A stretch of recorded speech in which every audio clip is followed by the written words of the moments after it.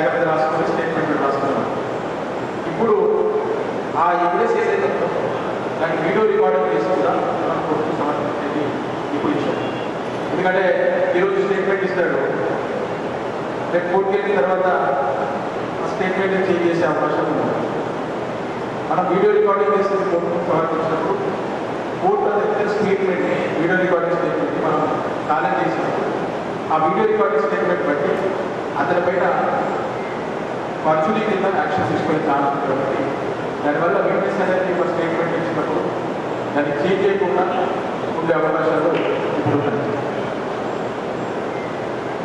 తర్వాత మేజర్ ఇంకొక చేంజ్ మెయిన్గా వైట్ కాలర్ ఆఫీసెస్ జరిగింది ఏంటంటే ఇంత చీటింగ్ కింద పెట్టేసి రిమైండ్ చేయడం, రిమైండ్ కూడా పార్టీ చేయడం, పార్టీ వెళ్ళిపోవడం, సరే డబ్బులు వాపస్ ఇవ్వమంటే ఏదైనా కోర్టు కోర్టు చేసినా కదా కేసు పెట్టినా కదా అని విక్టిమ్స్ కూడా ఏమంటారు, సార్ కేసు ఉంది సార్ ఏదో విక్టిమ్స్ మాట్లాడండి, కాంప్రమైజ్ చేయండి, మాకు డబ్బులు ఇప్పించండి అని చెప్పి రిక్వెస్ట్ చేసేవాళ్ళు.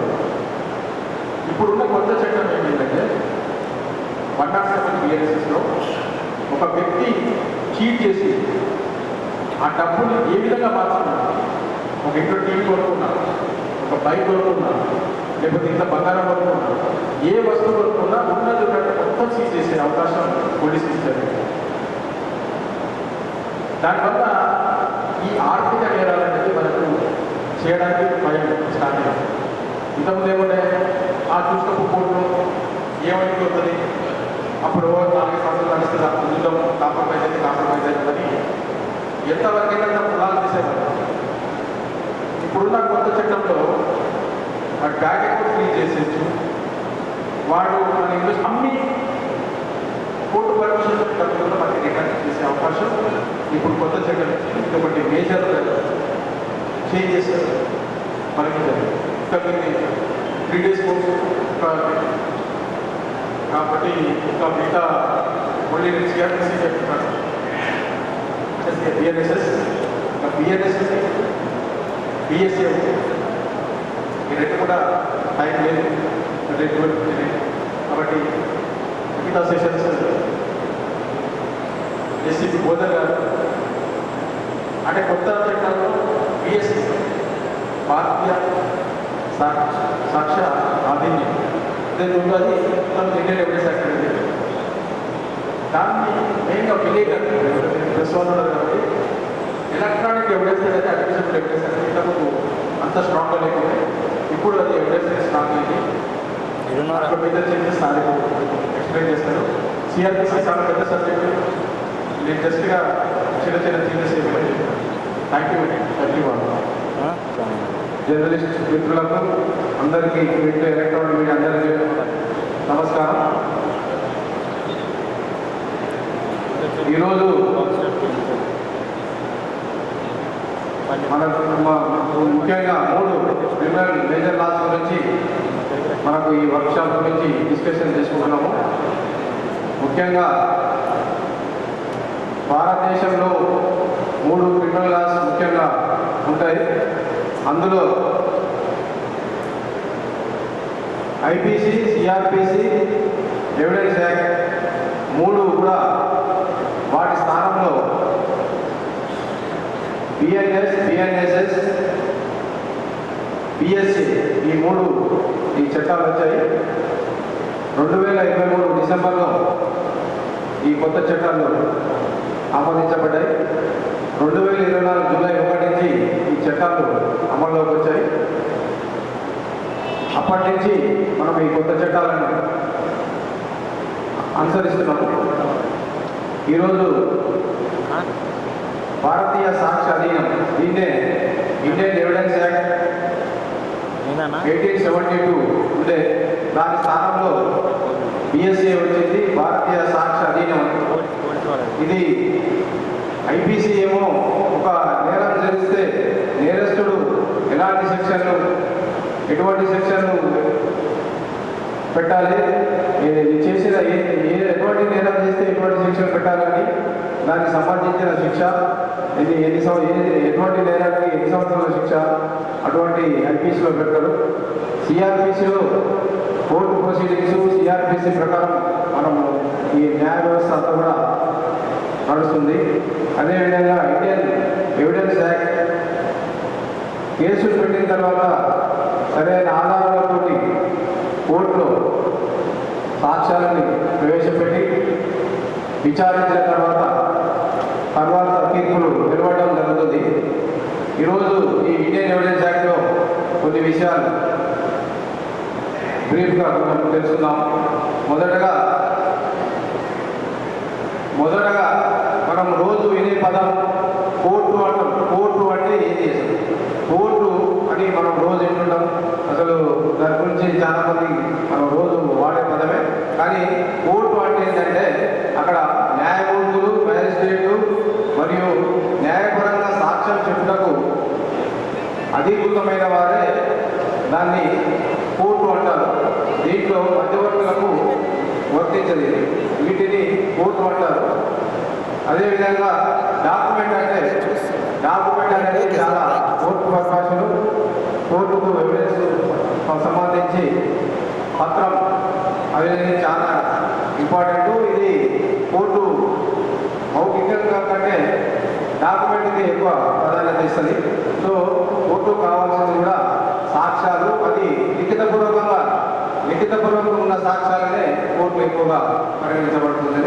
అయితే అది ఎలా ఉండాలి అంటే లిఖితపూర్వకంగా ఏదైనా రికార్డు చేసినా లేదంటే డిజిటల్ ఆర్ ఎలక్ట్రానిక్ వీటి ద్వారా కూడా డాక్యుమెంట్స్ కోర్టుకు సమర్పించవచ్చు. అదేవిధంగా సాక్ష్యం మనం రోజు సాక్ష్యాన్ని సాక్ష్యం చెప్తున్నట్టు సాక్ష్యం అంటే ఏంటి?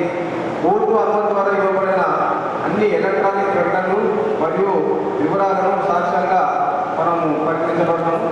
అదేవిధంగా వాస్తవాలకు సంబంధించి రుజువులు, కోర్టు కావాల్సింది రుజువులు కాబట్టి రుజువులకు సంబంధించిన సాక్ష్యాలను కోర్టు ముందు మనం సమర్పిస్తే అవి మౌఖికంగా కానీ ఓరల్గా కానీ అది లిఖితపూర్వకంగా కానీ మనము సబ్మిట్ చేస్తే అది వాటికి సాక్ష్యాలుగా పరిగణించబడుతుంది.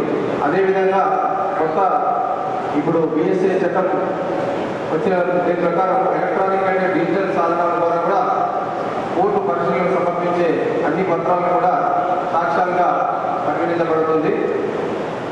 అదేవిధంగా ఈ బిఎస్ఏలో మొత్తం 170 సెక్షన్లు ఉన్నాయి. వాటిని క్లాజులు అంటారు మరియు 4 పార్ట్స్గా వీటిని విభజించడం జరిగింది. కోర్టు ముఖ్యంగా వాస్తవాల ఆధారంగా తీర్పులను వెలువడడం జరుగుతుంది. ముఖ్యంగా దీంట్లో రిలివెన్స్ of facts, corrected facts, admissions and confessions వీటిపై దీని ప్రకారం ఫాలో అవుతుంది. ఈ ముఖ్యంగా కోర్టు ఎన్ని రకాలుగా ఈ ఎవిడెన్స్ తీసి ఎన్ని రకాలుగా సాక్ష్యాలు సేకరిస్తుంది అనేది ఒక చిన్న బ్రీఫ్గా చెప్పుకుందాము. ముఖ్యంగా ఓరల్ ఎవిడెన్స్. ఓరల్ అంటే మౌఖికంగా నోటి ద్వారా చెప్పే దాన్ని సాక్ష్యాన్ని ఓరల్ ఎవిడెన్స్ అంటారు. ఇది మనం కోర్టులో ఒక వ్యక్తి విట్నెస్ బాక్స్లో నిలబడి ఓరల్గా చెప్తుంటే దాన్ని మన మేజిస్ట్రేట్ గారి సమక్షంలో ఒక స్టెనో ఉంటాడు, ఆయన డిక్టేట్ చేస్తున్నాడు, దాన్ని లిఖితపూర్వకంగా రాస్తుంటాడు. సో దాన్ని ఓరల్ ఎవిడెన్స్ అంటారు. తర్వాత డాక్యుమెంటరీ ఎవిడెన్స్ అని ఉంటుంది. ఈ డాక్యుమెంటరీ ఎవిడెన్స్ అంటే అవి పేపర్లు, రాతపూర్వకమైన పేపర్లు, వీటిని అన్నింటిని కూడా కోర్టు వీటికి ఎక్కువ ఇంపార్టెన్స్ ఇస్తుంది. వీటిని పరిగణలోకి తీసుకొని వీటిని సాక్ష్యాలుగా తీసుకుంటుంది. అదేవిధంగా ప్రైమరీ ఎవిడెన్స్ అంటే అప్పటికి అప్పుడు ఏమైనా కోర్టుల తీసుకోవాలనుకుంటే కోర్టు ఇష్టం అప్పటికప్పుడు యాక్సెప్ట్ చేయొచ్చు, చేయకపోవచ్చు కూడా. అదేవిధంగా సెకండరీ ఎవిడెన్స్ ఏదైనా డాక్యుమెంట్స్ లేనప్పుడు దాన్ని సిఏ కాపీ వేసుకొని వాటిని సెకండరీగా కూడా మనం కోర్టులో సబ్మిట్ చేయొచ్చు. అదేవిధంగా ఈఎస్ఐ ఎవిడెన్స్ ఎన్ని రకాలుగా అంటే ఇన్ని రకాలుగా మనం కోర్టు తీసుకుంటుంది. ఇంకా చాలా విషయాలు ఉంటాయి. అదేవిధంగా ఇప్పుడు వచ్చిన భారతీయ సాక్ష్య అధీనం దీని ప్రకారం కూడా ఎలక్ట్రానిక్ ఎవిడెన్స్ కూడా కోర్టు పరిగణించబడుతుంది. సో ఈరోజు ఈ ఈ ఎవిడెన్స్ సంబంధించి కొన్ని విషయాలు మేము తెలుసుకున్నాము. మీరందరూ కూడా ఈ విషయాన్ని మీకు నేను పంచుకోవడం జరిగింది. సో ఈ కార్యక్రమానికి మీ అందరూ కూడా ధన్యవాదాలు తెలుపుతున్నాను.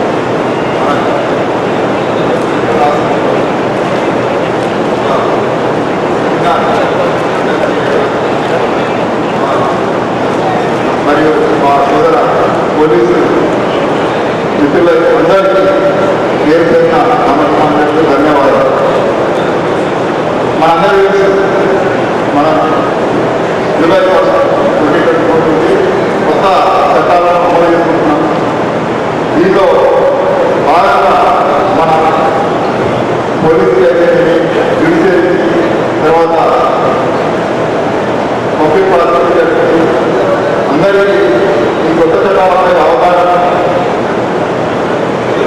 కార్యక్రమాలు మా అకాడమీలో లేకపోతే వివిధ ప్రాంతాల్లో మాకందరికీ కొంత అవగాహన కల్పించడం జరిగింది. మా అందరూ ఇప్పుడు సమాజంలో 4 కోర్ పిల్లర్స్ చెప్తారు. ఒకటి మన బ్యూరోక్రసీ, తర్వాత political, judiciary, court pillar, media. మనందరికీ తెలుసు మీ యొక్క భాగస్వామ్యం వల్లనే ఒక మా అకౌంటబిలిటీ, ఒక ఈ జ్యుడిషియరీ లేకపోతే బ్యూరోక్రసీ యొక్క పొలిటీషియన్స్ యొక్క అకౌంటబిలిటీ ప్రజలకు సేవ చేసడానికి బాధ్యతను పూర్తి చేసే విధంగా మీడియా పాల్గొంది.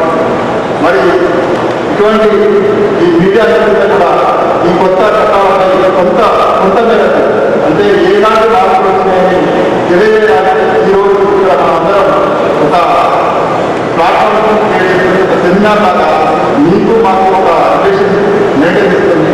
దీన్ని ఆ చట్టాల్లో ఏం మార్పులు వచ్చినాయని తెలియజేయడానికి మంచి ఆలోచన మా కమిషనర్ గారు ఈ కార్యక్రమం నిర్వహిస్తూ వాటిని మరొకసారి మాట్లాడుతున్న నమ్మకం. ఇకపోతే నా చిన్న టాపిక్ గతంలో ఇండియన్ పీరియడ్ కూడా అందరికీ తెలుసు. సెక్షన్ ఐపీసీ అంటే అందరూ ప్రతి ఒక్కరు ఆ ఫిక్షన్ రాసినప్పుడు కమిషన్ వచ్చినప్పుడే వాళ్ళు ఏ సెక్షన్ వస్తుందో అది రాస్తూనే వస్తుంది. ఈ సెక్షన్ తెలుసా, ఈ సెక్షన్లో ఇది రాబోయే సార్, లేకపోతే దీనిలో ఈ సెక్షన్ అప్పటికే కాలేదని అప్పుడు నిలదీసి అడిగేవారు. అంటే అంత తొమ్మిదేళ్ళ జరిగింది. నాకు తెలిసి ఇండియన్ పీరియడ్ కోడ్ 1970లో వచ్చింది. ఆ తర్వాత మళ్ళీ మనం ఇప్పుడే మనం మార్చుకున్నాం. ఇన్ని రోజుల తర్వాత ఈ మార్పు చేసుకున్నటువంటి చట్టాల్లో ఏ మార్పులు వచ్చినాయి, ఇండియన్ పీరియడ్ కోడ్లో ఏ మార్పులు వచ్చినాయి అనేది ఒక చిన్న అంటే ఎక్కువ పెద్ద మార్పులు మనకి ఐపీసీలో మొత్తం 511 సెక్షన్లు ఉంది. దాన్ని గురించి అదే సెక్షన్లను 350 సెక్షన్లలో మనకు ఇప్పుడు ఈ భారతీయ న్యాయ సంహిత పిఎన్ఎస్గా మనకు ఇవ్వడం జరిగింది. ఈ పిఎన్ఎస్లో మేజర్ మన 10 ఒక మేజర్ చేంజెస్ ఏమేమి ఉన్నాయంటే కమ్యూనిటీ సర్వీస్ ఎలిజిబిలిటీ యాడ్. గతంలో మనకి పనిష్మెంట్ అంటే 5 రకాలు. ఇది సెక్షన్ 63 ఐపీసీలో 5 రకాలు. ఒకటి డెత్ పనిష్మెంట్, అంటే మన అందరూ తెలిసి చాలా మందికి చట్టబద్ధానికి డెత్ పనిష్మెంట్ వచ్చింది. తర్వాత లైఫ్ ఇంప్రిజన్మెంట్ అంటే జీవిత కారాగారం.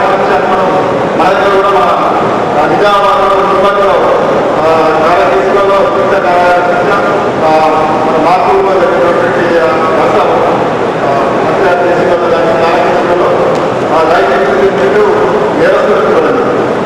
తర్వాత రిగరస్ ఇంప్రిజన్మెంట్ అంటే 2 years, 3 years, 5 years, 7 years ఇలాంటి కేసులు కూడా మనం ఇస్తున్నాం. తర్వాత కోర్టు ఇచ్చిన ప్రాపర్టీ అంటే ఆస్తులు జప్తు చేయడం అనేది ఇంకొక రకం. ఎన్ఫోర్స్మెంట్ డైరెక్టరేట్ ఈడీలు ఎక్కువ సిబిఐ కానీ ఈ అటాచ్మెంట్ ఆఫ్ ప్రాపర్టీస్, కోర్టు ఇచ్చిన ప్రాపర్టీ వాళ్ళు ఎక్కువ ఆర్థిక నేరాల్లో ఎక్కువగా కోర్టు ఇచ్చిన ప్రాపర్టీ యాడ్ చేసి దీనిలో కొత్త ఇండియన్ సిగ్నల్ కూడా కొత్తగా వచ్చినటువంటి టీఎన్ఎస్లో కమ్యూనిటీ సర్వీస్ అంటే చిన్న చిన్న నేరాలు చిన్న వేసి అతను కోర్టుకు సంబంధించి రాలేదు.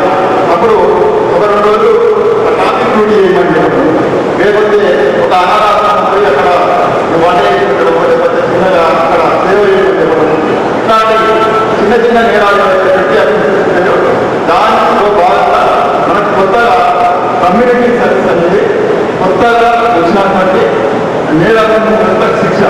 జనాలు అందరూ అనుకుంటారు, మేము చూస్తుంటాం ఏదైనా నేరం జరిగినప్పుడు అక్కడికి వచ్చినప్పుడు ముఖ్యంగా మహిళల పట్ల కానీ ఏదైనా జరిగినప్పుడు సార్ బాధితులకు న్యాయం చేయాలని అంటారు. అందరూ దయచేసి గుర్తించుకోవాలి. మీడియా మిత్రులందరూ మనకి క్రిమినల్ జస్టిస్ సిస్టమ్, మన పేరులోనే ఉన్నది క్రిమినల్ జస్టిస్ సిస్టమ్. బాధితులకు న్యాయం చేసేది అనేది ఎక్కడ మన చట్టంలో లేదు. విక్టిమైజ్డ్ కాదు, మనం పెట్టుకున్నదే క్రిమినల్ జస్టిస్ సిస్టమ్. అంటే ఒక నేరస్తుడికి ఎంత శిక్ష విధించాలి అంతకన్నా ఎక్కువ విధించడం అనేది చెప్పారు. క్రిమినల్ జస్టిస్ సిస్టంలో ఒక నేరస్తుడు ఈ నేరం చేసిందంటే అంతకన్నా ఎక్కువ శిక్ష విధించడానికి దాంట్లో కావాలి క్రిమినల్ జస్టిస్ సిస్టమ్ అంటే కానీ విక్టిమ్ జస్టిస్ సిస్టమ్ అని ఎక్కడ మన దానిలో లేదు.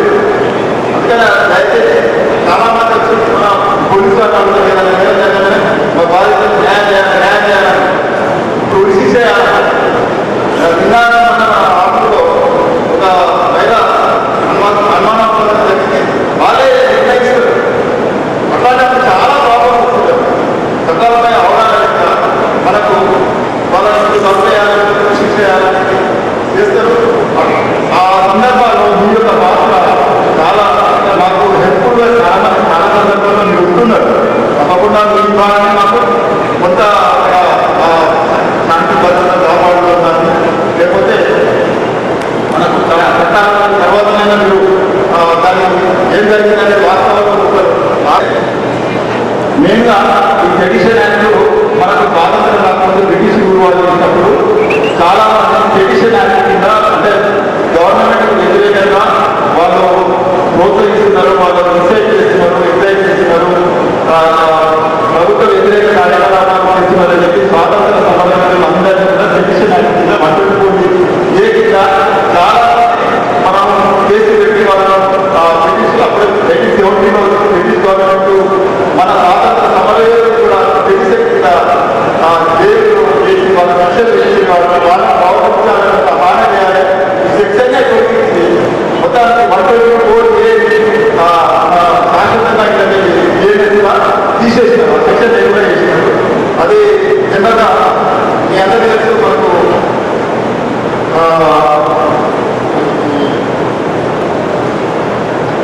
దిశారాల కేసు అందరికీ ఐడియా ఉంటుంది.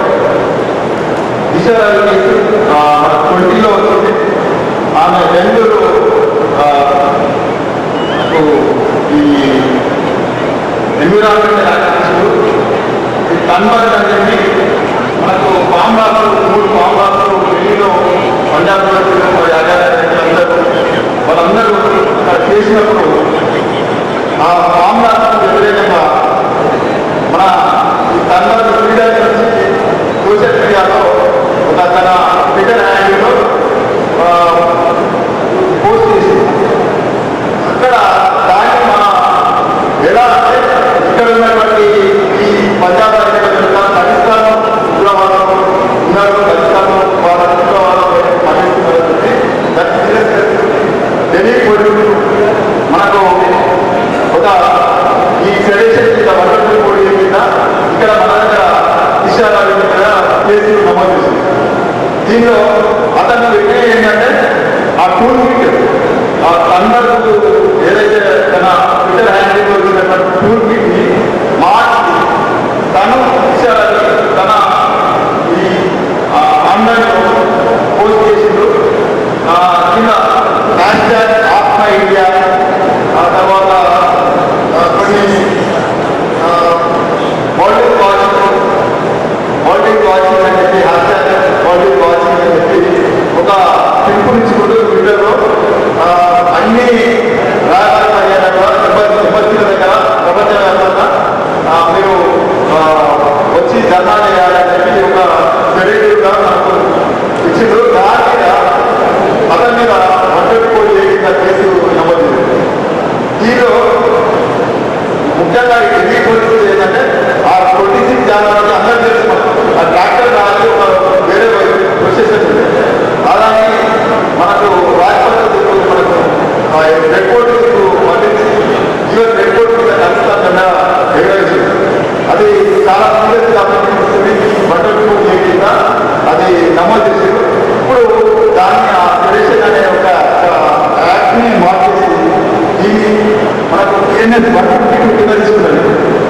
ఎందుకంటే మన ఈ ఫ్రీడమ్ ఫైటర్స్ అందరినీ కూడా సెలెక్షన్ యాక్ట్నే కేసు నమోదు చేసిందని చెప్పి దానికి ఇచ్చేయాలంటే ఇప్పుడు 152 బిఎన్ఎస్ జిల్లా ఏంటంటే ఎవరైనా మన సవరణకి, మన యూనిటీ, మన ఇంటిగ్రిటీ, మన దేశ సార్వభౌమత్వం కానీ లేకపోతే భద్రత కానీ ఉప్పు పనిచేసే విధంగా ఎవరైనా వార్తలు కానీ వాళ్ళని ఎగ్జైటింగ్ చేస్తే అట్టి వాళ్ళకు ఈయన 152 బిఎన్ఎస్ కింద శిక్ష కొత్త చట్టంలో మనకు తీసుకొచ్చింది.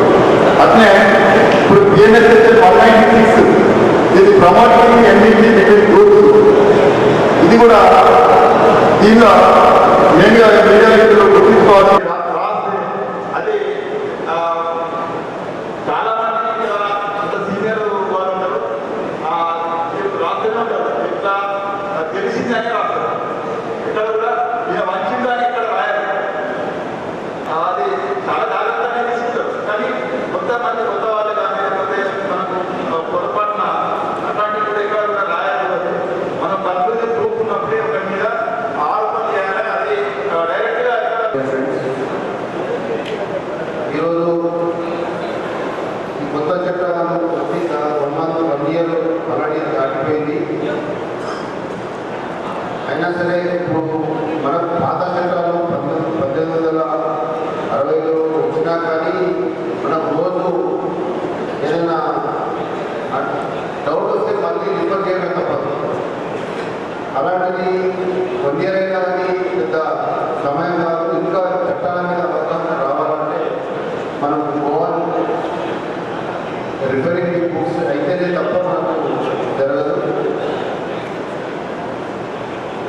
దీంట్లో భాగంగా పత్రికా సోదరులు governor Shri commissioner police Nizamabad గారికి మళ్ళీ ఒకసారి అవగాహన ఏర్పాటు చేయమని చెప్పేసి ఈరోజు పెట్టడం జరిగింది.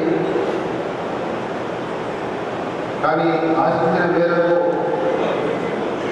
మన సోదరులు రావడం వల్ల కొంచెం డిసప్పాయింట్మెంట్ అయినా కానీ ఈరోజు మన ఆఫీసర్స్, ముగ్గురు ఆఫీసర్లు ఐపీసీ మీద కానీ బిఎన్ఎస్ భారతీయ న్యాయ సంహిత భారత్ ఏర్పడేది కామన్ సెన్స్ మీదనే ఉంటుంది. ఏ చట్టం అయినా సరే కామన్ సెన్స్ పైన ఈ చట్టాలు ఆధారపడి ఉంటాయి. చట్టాలు స్ప్రేమ్ కాబట్టి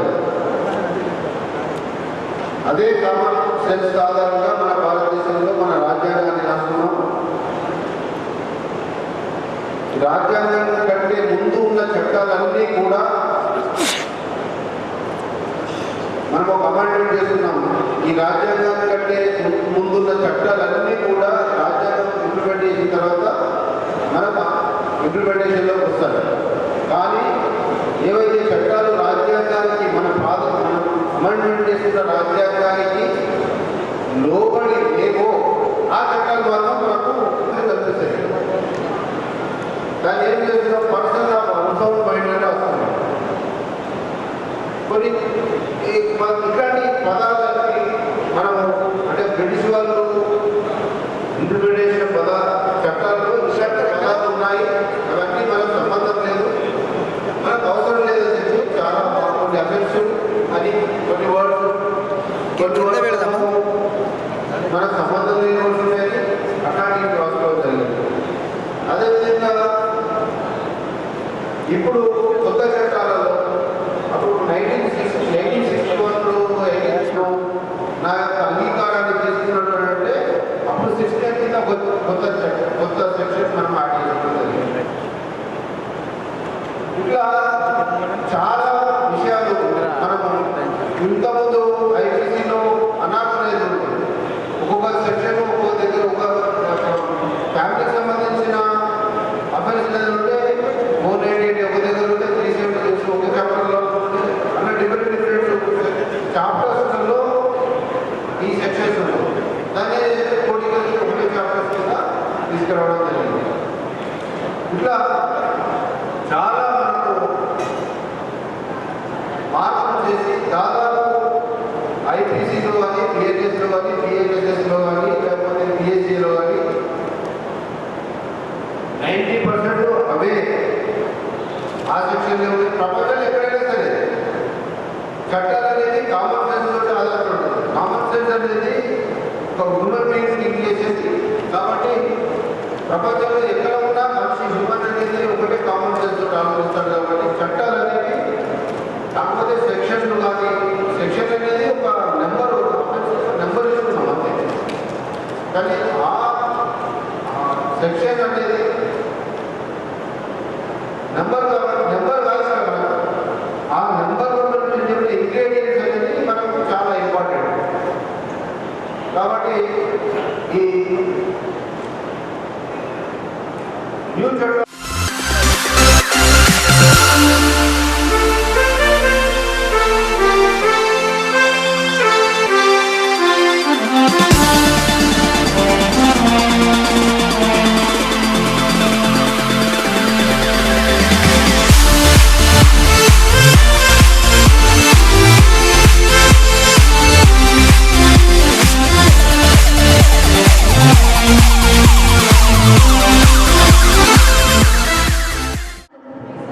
అటువంటి వాటిలో మీరు ఎఫ్ఐఆర్ చేయాలని అనుకుంటే మేము మిమ్మల్ని సంప్రదించాలని అనుకుంటే కనుక అది ఎఫ్ఐఆర్ మీకు అంటే మీకు సంబంధించిన నిబంధనలు ఏముంటాయి? అది సైబర్ క్రైమ్కి కాకుండా సైబర్ క్రైమ్కి సంబంధం లేకుండా మీరేం చేయగలుగుతారు? ఈమెయిల్ ద్వారా ఎఫ్ఐఆర్ చేయించుకోవడానికి అవకాశం ఉంది. ఇప్పుడు ఇక్కడ నిజామాబాద్ టౌన్లో ఒక వ్యక్తి మిస్ అయినాడు, ఇక్కడ కనిపించాడు, ఇక్కడ చెల్లాడు, హైదరాబాద్ వెళ్ళినట్టు ప్రూఫ్ ఉంది, హైదరాబాద్లో కంప్లైంట్ ఇవ్వాలి. కానీ మీకు టైం లేకపోతే టౌన్ వన్ పోలీస్ స్టేషన్ కొంచెం కంప్లైంట్ ఇచ్చిన 0 ఎఫ్ఐఆర్ రిజిస్టర్ చేసి కన్సల్ట్ అక్కడ పోలీస్ స్టేషన్ టికెట్పల్లి కానీ చిలకలూరులో కానీ ఆ పోలీస్ స్టేషన్కి ట్రాన్స్ఫర్ చేయడం జరిగింది. అంటే ఇమీడియట్ యాక్షన్ తీసుకునే నేరాలు ఏదైతే ఉంటాయో ఆ నేరాలను ఇమీడియట్గా 0 ఎఫ్ఐఆర్ కింద నమోదు చేసి మేము కన్సల్ట్ ఆఫీసర్స్కి ఇమీడియట్గా ఇంటిమేట్ చేస్తాం. తరచుగా జరుగుతూ ఉంటాం. వాటిపైన ఆల్రెడీ ఎక్కడైతే ఓన్లీ డిఫర్మేటెడ్ కాంటెంట్ క్లియర్ చేస్తున్నాం, డిఫర్మేషన్ ఫైట్ చేసుకోలేదు. ఎక్కడైతే అబ్యూసివ్ కాంటెంట్ ఉండి ఉమెన్ రిలేటెడ్ కానీ ఇంకేదన్నా దానివల్ల జరిగే మన పరిణామాలు అంటే లా అండ్ ఆర్డర్ పరంగా పరిణామాలు జరుగుతాయి, దానివల్ల ఏదైనా రైట్ జరుగుతుంది, దానివల్ల ఇంకేదైనా ఎమోషన్స్ వల్ల క్రైమ్ జరిగే అవకాశం లేనప్పుడు మేము దాని కాగ్నిజన్ తీసుకుంటున్నాం. మనకు సెక్షన్స్ ఉన్నాయి తీసుకోవడానికి. 53A ఉంటుంది 5.5. కొత్త సెక్షన్స్ ప్రకారం మేము వాటి మీద ఖచ్చితంగా చర్యలు తీసుకుంటాం. కావాలంటే మళ్ళీ వాళ్ళ హైకోర్టు కట్టుబడి న్యాయస్థానాలు ప్రొసీడ్ చేస్తారు. ఈ ఇప్పుడు మేలుకోవాలని కొంచెం సెక్షన్స్ తీసుకోవాలనుకున్నట్టు మళ్ళీ 1 more క్వశ్చన్ సార్. ఇప్పుడు దీనికి వర్సెస్ స్టేట్ ఆఫ్ వెస్ట్ బెంగాల్లో భారత అత్యున్నత న్యాయస్థానం ఇచ్చిన తీర్పు ప్రకారంగా కొద్ది రోజులు డిసైడెడ్ పార్ట్ ప్రకారంగా లెటర్స్ పెట్టాలి. లాయర్స్ కానీ లీగల్ అసిస్టెన్స్ కానీ ఉండదు. Everything they will depend on police స్టేషన్కి వస్తే ఏదో ఒక సమస్య పరిష్కారం ఏదైనా యాక్టివిటీలో ఉండదు. లీగల్గా వాళ్ళకి నాలెడ్జ్ లేకుండా మోసపోతూ ఉంటారు. అవి మనం ఏం చేయలేదు. పోలీసు వాటిని కోర్టుకు వెళ్ళమని చెప్పి రిఫర్ చేయడం తప్ప మనం ఏం చేయలేదు. ఎక్కడైతే ఇంటెన్షన్ ఉంటుందో, ఆల్రెడీ మోసం చేయాలని ఇంటెన్షన్ ఉంటుందో అలాంటి కేసెస్ మనం రిజిస్టర్ చేస్తున్నాం. ఇప్పుడు మీకు చెప్పారు ఏంటంటే కొత్త సెక్షన్ 107 PNSS వచ్చిన తర్వాత వాళ్ళ ఆస్తులు కూడా జప్తు చేసే అవకాశం ఉంది. వాళ్ళకి రికవరీ చేసే ప్రాసెస్ ఎక్కువ ఉన్నాయి. కాబట్టి ఇప్పుడు చాలా స్ట్రాంగ్గా ఉంది. ఫైనాన్షియల్ ఫ్రాడ్స్ చేస్తే, ఎకనామిక్ అఫెన్సెస్ చేస్తే దాని రిపర్కషన్స్ చాలా స్ట్రాంగ్గా చట్టంలో ఉన్నాయి. కాబట్టి అవి కఠినంగా మెంబర్లు తీసుకుంటాం. రెండోది డిస్ప్లే బోర్డ్స్ ప్రతి పోలీస్ స్టేషన్లో మేము ఏఎస్ఐ ఆఫీసర్స్ని డెసిగ్నేట్ చేసి పెట్టాం. నోటిఫికేషన్ కూర్చొని దాని ప్రకారం ప్రతి పోలీస్ స్టేషన్లో డిస్ప్లే ఉంటుంది.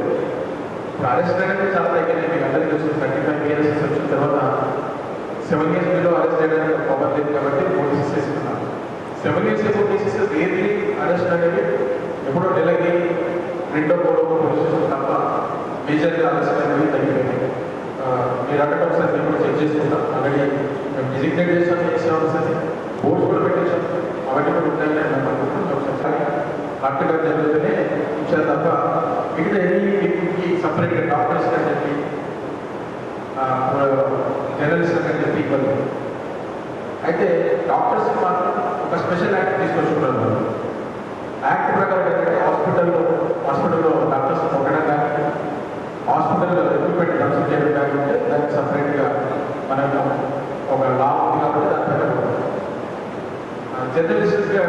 స్పెషల్ యాక్ట్ అంటూ లేదు చూడాలి. ఉండేది చాలామంది రీఫర్ చేశారు, చాలామంది గవర్నమెంట్కి రిప్రజెంటేటివ్ చేశారు. ఒక వృత్తిలో ఉన్నప్పుడు ప్రెషర్స్ ఉంటాయి, ఒత్తిళ్ళు ఉంటాయి, భయపెట్టడం ఉంటుంది, బెదిరించడం ఉంటుంది. ఆ ప్రొటెక్షన్ కావాలి, సపరేట్ ప్రొటెక్షన్ కావాలి అనేది అడగడం జరిగింది. జర్నలిస్ట్ అసోసియేషన్స్ అడగడం జరిగింది, చాలాసార్లు రిప్రజెంట్ చేయడం కూడా జరిగింది గవర్నమెంట్. కానీ ఇప్పటివరకైతే ఇటువంటి లా ఎన్ఫోర్స్ కాలేదు. అక్కడ మా యూనియన్ ప్రతినిధులు ఎస్పీ గారిని కలుస్తాం. కొత్త చట్టం ప్రకారం మేము కేసులు పెట్టచ్చు. స్పష్టంగా సాకెట్ ఏంటంటే మీరు ఒక వార్త రాసి దాని పీరియడ్ ఆఫ్ టైం మిగతా మూమెంట్ చూసుకున్న తర్వాతనే మీకు షేర్ చేయాలి.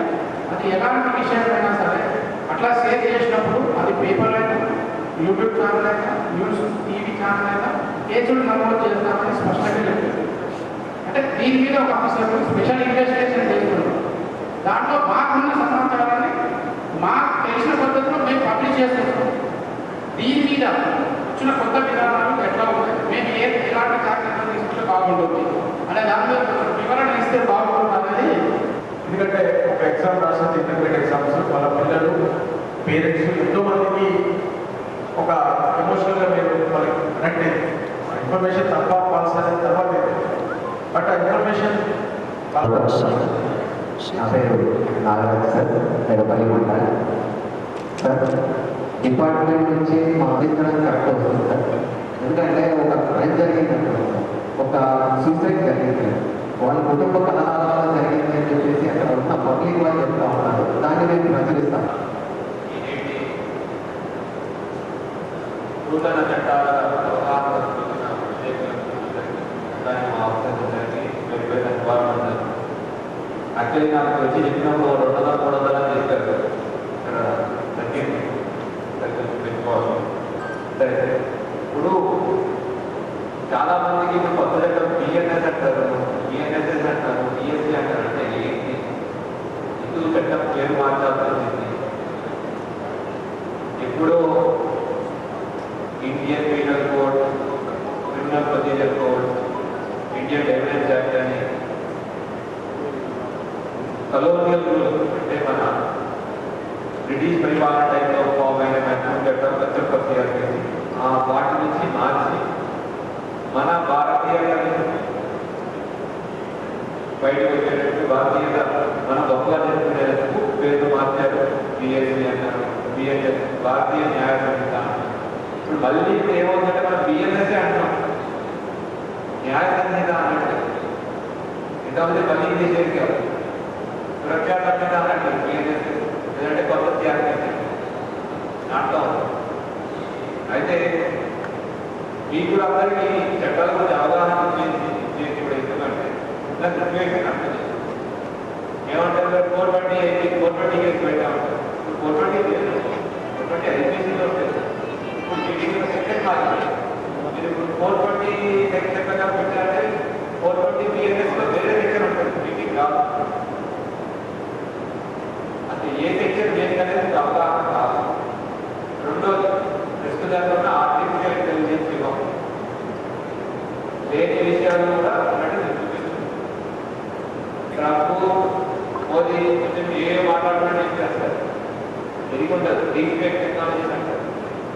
వీటన్నిటికీ దృష్టిలో పెట్టుకొని ఎటువంటి వార్త ప్రచురణ చేయాలన్నా, ఎటువంటి వార్త ప్రచారం చేసే ముందు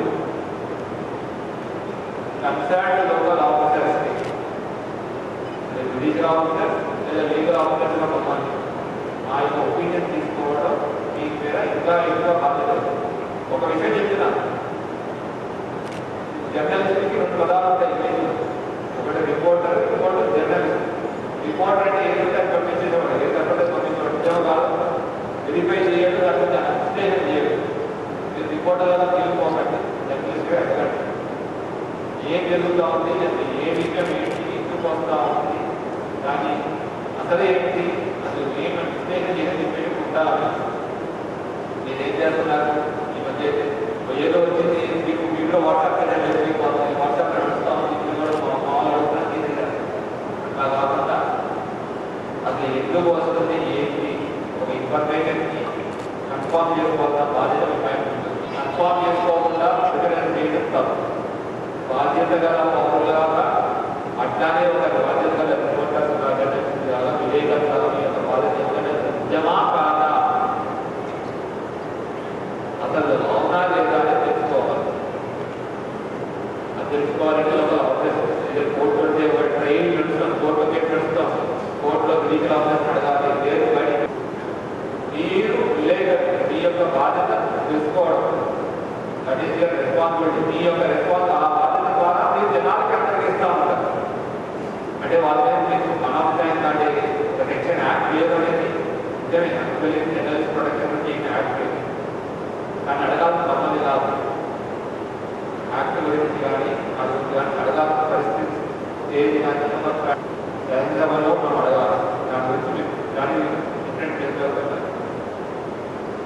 తర్వాత ఇప్పుడున్న కొత్త చట్టాలు చాలా ఈ మెసేజ్ పాత చేసేసారు, కొత్త టికెట్ కూడా ఇచ్చారు. మాట్లాడుతుంది ఏంటంటే రిపోర్టింగ్ చేసేటప్పుడు ఎవరి పిల్లల ఎవరైతే విక్టిమ్స్ ఆఫ్ సెక్చువల్ అఫెన్స్ అంటారు, విక్టిమ్స్ ఆఫ్ సెక్చువల్ అఫెన్స్ అబ్బాయిలు ఉండే ఛాన్సెస్ ఉన్నాయి. వాళ్ళ పేరు రాకూడదు, మెసేజ్ చేయకూడదు. వాళ్ళ పేరు తెలుసుకునే విధంగా డైరెక్ట్గా కానీ ఇండైరెక్ట్గా కానీ మెసేజ్ చేసినా అది క్రైమ్ అవుతుంది. అది ఇంపార్టెంట్ గుర్తుపెట్టు. అట్లానే మైనర్స్ చిన్నపిల్లల పేర్లు వయస్సు కానీ వాళ్ళ ఊరు వాళ్ళ గురించి తెలుసుకునే విధంగా వాళ్ళ పేరెంట్స్ కానీ ఎక్కడ మనం బెదిరించకూడదు. ఇది చాలా ముఖ్యమైన విషయం. ఒక్కోసారి ఏమవుతుందంటే వీడియోలు నేను చూస్తున్నాను, పాత వీడియోలు కానీ అమ్మాయి పేరు చెప్పు, అమ్మాయి పేరు ఏంటి, అమ్మాయిని కూడా తీయడం, వీడియో చేయడం, ఇవన్నీ రైట్. మీరు తెలిసి తీసినా కొత్త చట్టాలను తెలియకుండా తీసినా ఇది కానీ చేస్తే కొత్త చట్టాల ప్రకారం కంపల్సరీ మీ పేరే కేసు పెట్టాల్సి వస్తుంది. అందుకోసం మనం ఎంత చెప్పుకునేది, ఎందుకంటే చాలా మంది అవగాహన లేక చేస్తుంటారు. ఒక యువనేడు ఉన్నాడు, 17 ఏళ్ళ అబ్బాయి ఉన్నాడు, ఒక అఫెన్స్ చేశాడు. మనం ఇంకా చేస్తున్నాడు అఫెన్స్, మనం జాగ్రత్తగా ఉండాలని తెలుసు. అతను మొదలుగా వీడియో పెట్టేస్తాం. వాళ్ళ మొహాలు స్థితిలో కనపడకూడదు, అతని వయసు చెప్పకూడదు, అతని పేరు చెప్పకూడదు. ఇది ఇంపార్టెంట్ థింగ్. తర్వాత ఒక్కోసారి వీడియోలో వస్తూ ఉంటాయి. ఇప్పుడున్న ప్రైవసీ గైడ్లైన్స్ పెడుతూ ఉన్నాయి, ఐటీ యాక్ట్ గైడ్లైన్స్ పెడుతూ ఉన్నాయి. ఒక్కోసారి మనం వీడియో పబ్లిష్ చేసేటప్పుడు లేదా వాళ్ళు రాసేటప్పుడు ఒక థర్డ్ పర్సన్ రాసేటప్పుడు వాళ్ళు ఒక్కోసారి మన కన్సెంట్ తీసుకోవాల్సి వస్తుంది. అది కొంచెం జాగ్రత్తలు తీసుకోండి. మన జాగ్రత్తలు తీసుకోండి. మన కొత్త చట్టాలను తెలుసుకోవాలి, దాంతో పాటు మన జాగ్రత్తలు తీసుకోవాలి. తీసుకుని మన జర్నలిజం కానీ మన యొక్క డే టు డే యాక్టివిటీస్ చక్కగా చేయాలి. అవన్నీ మీకు అవగాహన కల్పించాలని ఉద్దేశంతో చిన్న మీటింగ్ పెట్టడం జరిగింది. ఆ యొక్క ఇనిషియేటివ్ ప్రెస్ మీడియా మిత్రులే వచ్చి సరే అవగాహన పెట్టాలి అని అడిగారు. కూడా పెట్టారంటే మిగిలిపోయిన వాళ్ళు ఇంకోసారి వాళ్ళు పెట్టడం. బట్ అందరికీ ఒక విషయం చెప్తున్నారు. ఇప్పుడు ఆర్టిఫిషియల్ ఇంటెలిజెన్స్ యుగం చాలా వరకు ఏదో చాలా వరకు చేసి ఒక చిన్న ప్రశ్నలు ఇంతకుముందు టైప్ చేయాలని చేసి వాట్సాప్లో మనం స్పీకర్ కొడితే ఆటోమేటిక్గా టైప్ చేస్తాం. తర్వాత చాట్ జీపీటీ వచ్చింది, జెమినీ వచ్చింది, ఇంకా వేరే వేరే రకాలు వచ్చింది. ఇవి ఎన్ని వచ్చినా మీడియా ఇంపార్టెన్స్ పోకుండా ఉండాలి అంటే, మన యొక్క ఒరిజినాలిటీ ఉండాలి అంటే కొన్ని చిన్న చిన్న స్టెప్స్ మనం తీసుకోవాలి. లైక్ మాట్లాడటం వీడియో తీసారు, ఏదైనా ఇష్యూ వచ్చింది, వచ్చిన తర్వాత వీడియో తీసి మనం కన్ఫర్మేషన్ తీసుకోవాలి. తర్వాత ఆ వీడియోని అనలైజ్, ఒక ఏదైనా ఇష్యూ వస్తే అనలైజ్ చేయాలి. ఏం జరుగుతుంది, ఎందుకు జరుగుతుంది అనలైజ్ చేసి మిగతా వాళ్ళ దగ్గర నుంచి డిపార్ట్మెంట్ ఎన్ని ఆఫీసర్, గవర్నమెంట్ ఆఫీసర్ దగ్గర నుంచి, తర్వాత లోకల్లో ఏం జరుగుతుంది వాళ్ళ దగ్గర నుంచి మనం వెళ్ళి ఎంక్వైరీ చేసి దాని గురించి ప్రచురణ కానీ ప్రధానంగా చేశారు. ఇట్లా చేస్తేనే రాబోయే కాలంలో ఇంకా మనం బాగా అభివృద్ధి చెందగలుగుతాం. సో వీటన్నింటినీ మీరు జాగ్రత్తగా టెక్నాలజీ ఉంటుంది, టెక్నాలజీ మనం వాడుకోవాలి. టెక్నాలజీ వాడుకోకపోతే మనం నాశనం అయిపోతాం. కానీ టెక్నాలజీ లాభం మనం వాడుకుంటూ ముందుకు మనం వెళ్ళాలి. కొత్త చట్టాలు కానీ కొత్త విషయాలు కానీ కంటిన్యూస్ అవగాహన పెట్టుకుంటూ ఉంటాం. ఇలా నేను పెట్టుకుంటూ ముందుకు సాగాలని నేను అందరినీ మనస్ఫూర్తిగా కోరుకుంటున్నాను. ఏంటి అంటే ఈ సైడ్ నుంచి మీరు కూడా రెస్పాన్సిబుల్ రిపోర్టింగ్ చూపించారు, మా సైడ్ నుంచి మా ఇన్ఫర్మేషన్ కూడా ఇక్కడ గట్టిగా సంబంధాలు ఉన్నాయి. ఇంకా ముందు కొనసాగించాలి. ఈ అవకాశం ఇచ్చినందుకు